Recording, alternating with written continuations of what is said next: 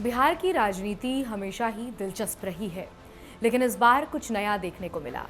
32 ऐसी सीटें हैं जहां मुस्लिम आबादी 30% से ज्यादा है और इन जगहों के नतीजे बताते हैं कि लोग किस तरीके से अपने वोट का इस्तेमाल कर रहे हैं। सबसे बड़ा बदलाव यह है कि विधानसभा में मुस्लिम विधायकों की संख्या अब तक सबसे कम है।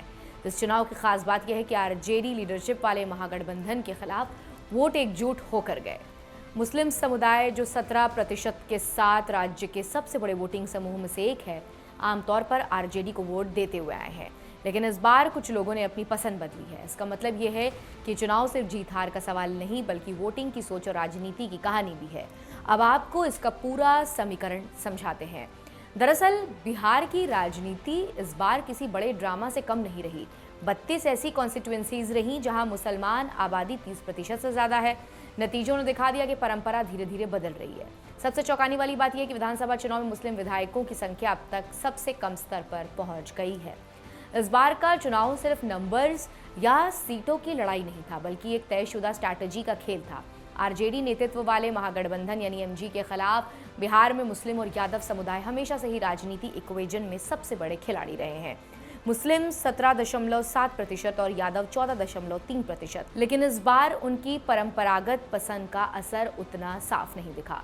चुनाव की कहानी ये दिखाती है कि पुराने अलायंस अब चुनौती के सामने हैं और राजनीति के पन्नों पर नए नाम और नए चेहरे उभर कर सामने आए हैं। ये सिर्फ चुनाव नहीं, बल्कि बिहार की राजनीति की एक नई नैरेटिव है, जहां मतदान अपनी ताकत और संदेश दोनों दे रहे हैं। बिहार हमेशा से जाति और समुदाय के आधार पर वोटिंग के लिए जाना जाता रहा है। मुस्लिम और यादव समुदाय राज्य के सबसे बड़े वोटिंग ब्लॉक्स हैं। लंबे समय तक मुस्लिम मतदान यानी आरजेडी लेड महागठबंधन के साथ मजबूती से खड़े रहे, जबकि यादव समुदाय भी इसी गठबंधन का स्थायी समर्थन करते हुए आए। इसलिए आम धारणा यही थी कि अगर मुस्लिम और यादव वोट एकजुट रहे तो एनडीए के लिए जीत हासिल करना बेहद चुनौतीपूर्ण होगा। लेकिन इस चुनाव ने दिखा दिया कि केवल परंपरा या आबादी का प्रतिशत ही निर्णायक नहीं है। एनडीए ने अपने वोट बैंक जैसे पिछड़े वर्ग, अपर ओबीसी, ईबीसी और हिंदू मतदाताओं को केंद्रित और संगठित किया। विपक्षी दलों के वोट पूरे तरीके से संगठित नहीं थे, जिससे मत विभाजन हुआ। इस रणनीति का नतीजा ये हुआ कि एनडीए को केवल मुस्लिम वोट पर निर्भर नहीं रहना पड़ा। विपक्ष के कमजोर गठबंधन और वोटों के बंटवारे ने एनडीए के पक्ष में रास्ता साफ किया। मुस्लिम समुदाय के मतदाता केवल जाति, धर्म या उसके आधार पर वोट नहीं कर रहे हैं। कई इलाकों में लोकल इश्यूज जैसे सड़क, बिजली, रोजगार और डेवलपमेंट ने वोटिंग पैटर्न बदल दिया। एनडीए ने इन मुद्दों पर अपनी उम्मीदवार और प्रचार के माध्यम से प्रभाव डाला। कुछ मुस्लिम मतदाताओं ने परंपरागत समर्थन छोड़कर विकास और एडमिनिस्ट्रेटिव एफिशिएंसी के आधार पर एनडीए को वोट दिया। इसके अलावा विपक्षी दलों के बीच वोटों का स्प्लिट एनडीए के लिए फायदेमंद साबित हुआ। एमजीबी के भीतर मतदाता पूरे तरीके से संगठित नहीं थे और गठबंधन का कमजोर ऑर्गेनाइजेशन एनडीए को जीतने का अवसर दे गया। यानी एनडीए की सफलता में न केवल वोट बैंक का केंद्रित होना, बल्कि विपक्ष के कमजोर गठबंधन और वोटों के विभाजन का बड़ा हाथ था। इस पूरे परिदृश्य से साफ होता है कि बिहार में चुनाव अब केवल समुदाय, जाति का खेल नहीं रहा। मुस्लिम और यादव वोटिंग समूह पारंपरिक रूप से किसी एक गठबंधन के पक्ष में पूरी तरीके से मजबूती से खड़े नहीं है। जीत के लिए स्ट्रैटेजी, स्थानीय मुद्दों पर पकड़, गठबंधन और मतदाताओं का संगठित होना निर्णायक बन गया है। एनडीए की इस जीत ने यह संकेत दिया है कि बिहार में राजनीतिक इक्वेशन बदल चुके हैं और अब नए गठबंधन, नए मुद्दे और नए चेहरे विधानसभा में सत्ता के रूप को तय कर रहे हैं।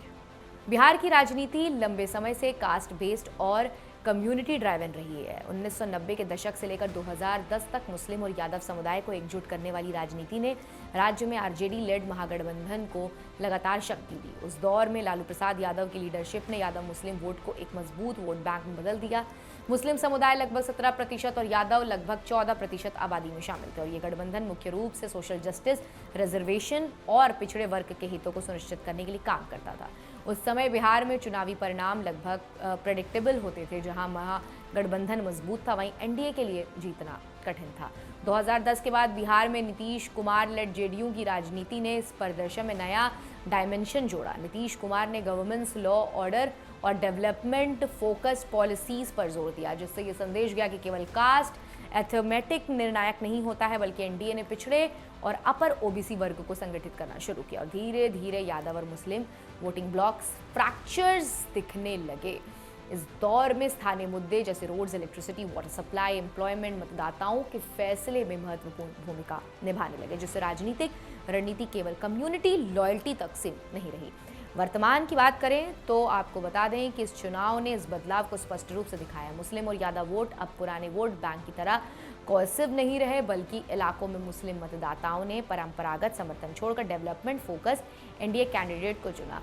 एनडीए ने अपने वोट बैंक जैसे पिछड़े वर्ग, ईबीसी और हिंदू मतदाताओं को केंद्रित और संगठित किया और विपक्ष को कमजोर गठबंधन और वोटों का विभाजन फायदा उठाया। स्थानीय मुद्दों और उम्मीदवारों की एडमिनिस्ट्रेटिव क्रेडिबिलिटी ने भी मतदाताओं के निर्णय को प्रभावित किया।